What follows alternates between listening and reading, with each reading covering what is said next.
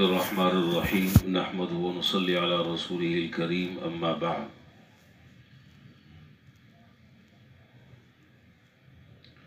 عن عائشة رضي الله تعالى عنها قالت كانوا في الجاهلية إذا عقوا عن الصبي خضبوا قطنة بدم العقيقة فإذا حلقوا رأس الصبي وضعوها على رأسه فقال النبي صلى الله عليه وسلم اجعلوا مكان الدم خلوفا.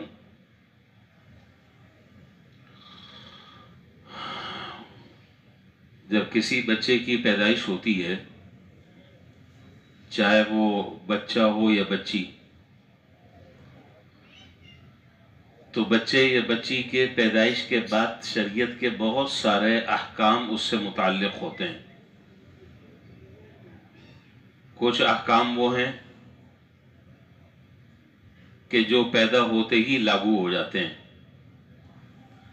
اور کچھ شریعت کے احکام وہ ہیں کہ جو 7ویں دن لاگو ہوتے ہیں. بچے کے پیدائش کے وقت شریعت کے جو احکام لاگو ہوتے ہیں اور جو عائد ہوتے ہیں، ان میں سے سب سے پہلا جو حکم ہے وہ ہے کہ بچے کی پیدائش کے بعد اس کے دائیں کان میں اذان کے کلمات کہے جائیں اور بائیں کان میں اقامت کے کلمات.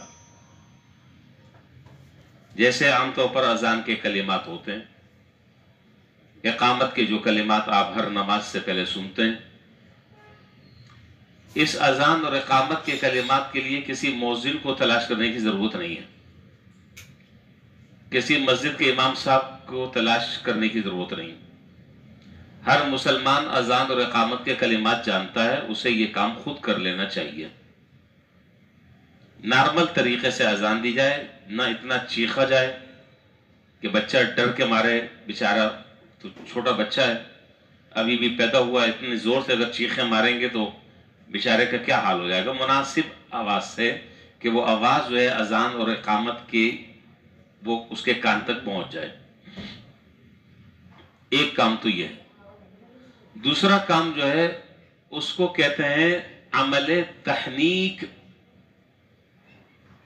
تحنیک کا عمل وہ کیا ہے؟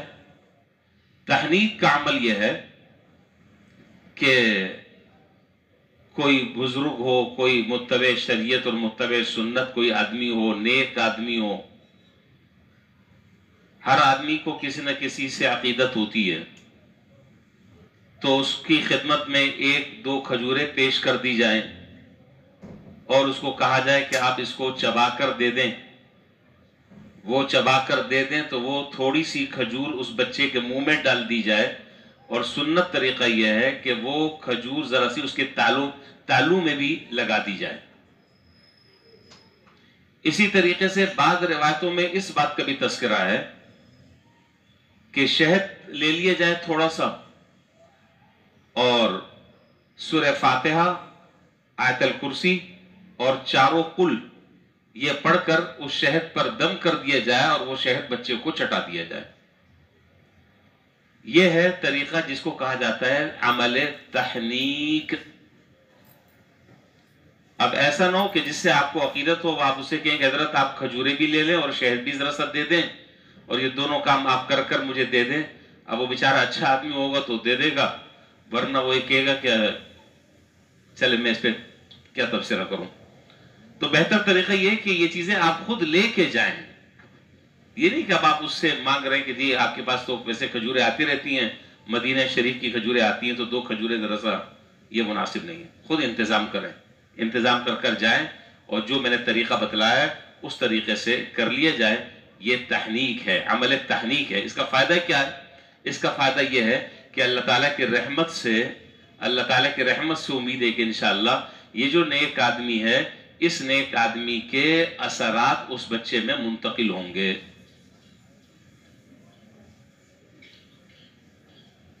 اور اس سے پہلے میں بھی آپ کو بتا چکا ہوں کہ دائیں کان میں اذان اور بائیں کان میں اقامت کے کلمات کہے جاتے ہیں.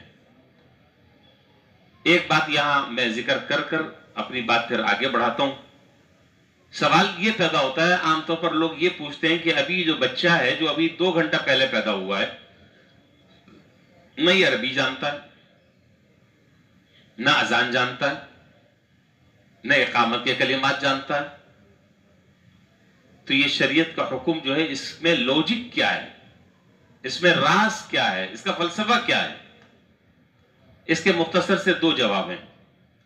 پہلا جواب یہ ہے کہ یہ عمل سنت ہے، جناب نبی کریم صلی اللہ علیہ وسلم نے ایسے ہی فرمایا ہے، ایک مسلمان ہونے کے ناطے ہمیں اسی طریقے سے کرنا ہے جس طریقے سے جناب نبی کریم صلی اللہ علیہ وسلم نے حکم دیا ہے، اس کی حکمت تلاش کرنے کی چندہ ضرورت نہیں ہے۔ ایک بات۔ دوسری بات یہ ہے کہ اگرچہ یہ ابھی عربی نہیں سمجھتا، نہ اذان سمجھتا ہے، نہ اقامت کے کلمات سمجھتا ہے، لیکن اس دنیا میں آنے کے بعد اس بچے کے کان میں سب سے پہلے جو آواز جائے وہ اللہ کی عظمت اور اللہ کی کبریائی اور اللہ کی بڑائی کے الفاظ اس کے کان میں جانے چاہیے۔ جب انشاءاللہ ایک وقت ایسا آئے گا کہ یہ بچہ شعور کی آنکھیں کھولے گا اور سمجھ بوجھ ہوگی، تو اس اذان اور اقامت کے جو کلمات اس کے کان میں کہے گئے اس کے اثرات اس کی زندگی میں نظر آئیں گے۔ ایک بات۔ دوسری بات یہ ہے کہ یہ اذان اور اقامت کے جو کلمات ہیں، اذان اور اقامت میں کتنا وقت ہوتا ہے؟ نہیں بتا رہے بھائی، جب اذان ہوتی ہے اس کے بعد پھر نماز جب شروع ہوتی ہے تو اس سے پہلے اقامت ہوتی ہے، کتنا وقت ہوتا ہے دونوں میں؟ 15 منٹ، 20 منٹ۔ تو در حقیقت یہ بات بتائی جا رہی ہے، یہ بات سمجھائی جا رہی ہے کہ دیکھو تم دنیا میں تو آ گئے ہو، دنیا میں تمہیں اتنا وقت رہنا ہے جتنا وقت اذان اور اقامت کے درمیان رہتا ہے۔ اس کو مستقل اپنی تمام کے تمام کوششوں کا اور تمام کے تمام توجہات کا دنیا کو مرکز نہ بنانا چاہیے، اور اس سے بہت زیادہ توقع اور امید نہیں رکھنی چاہیے کہ مجھے ہمیشہ یہاں رہنا ہے۔ بس اتنا وقت رہنا ہے جتنا وقت اذان اور اقامت کے درمیان مختصر سا وقت ہوتا ہے۔ اصل تو تمہاری زندگی جو ہے وہ آخرت کی زندگی ہے، دنیا کی زندگی تو چل چلاؤ کا کام ہے، آج ہے کل ختم۔ 2 باتیں ہو گئیں۔ یہ وہ احکام میں عرض کر رہا ہوں کہ جو بچے کے پیدا ہوتے ہی شریعت کے لاگو ہوتے ہیں۔ اس کے بعد جب 7واں دن آتا ہے، بچے کے پیدائش کے 7ویں دن، پھر کچھ احکام شریعت کے وہ ہیں کہ جو اس دن سے متعلق ہیں۔ اس میں سر دست سب سے پہلا جو مسئلہ ہے وہ ہے عقیقہ، عقیقہ کرنا۔ اب عقیقہ کیوں کیا جاتا ہے؟ عقیقہ 7ویں دن ہی کیا ضروری ہے یا بعد میں بھی کیا جا سکتا ہے؟ کب تک کے کر سکتے ہیں؟ مرے ہوئے کبھی عقیقہ ہوتا ہے یہ نہیں ہوتا؟